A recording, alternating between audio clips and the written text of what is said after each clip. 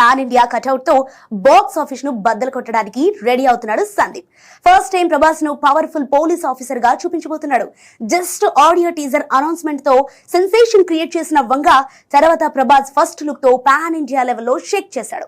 ప్రభాస్ ను సరికొత్త లుక్ లోకి చూపించి సినిమాపై అంచనాలను పెంచేశాడు. ఇక ఈ సినిమాలో హీరోయిన్ గా తృప్తి ఢిమ్రీ నటిస్తుండగా విలన్ గా బాలీవుడ్ స్టార్ వివేక్ ఒబెరాయ్ నటిస్తున్నాడు.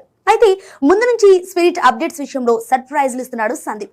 ఎలాంటి చడి చప్పుడు లేకుండా అప్డేట్ ఇచ్చి థ్రిల్ చేస్తున్నాడు. తాజాగా స్పిరిట్ నుంచి ఉన్నట్టుండి అదిరిపోయే అప్డేట్ ఇచ్చాడు. ఓ స్టార్ డాన్లీకి సంబంధించిన అధికారిక ప్రకటన ఉంటుందని అంతా అనుకున్నారు. కానీ సందీప్ మాత్రం రివర్స్ లో ఊహించని ట్విస్ట్ ఇచ్చాడు.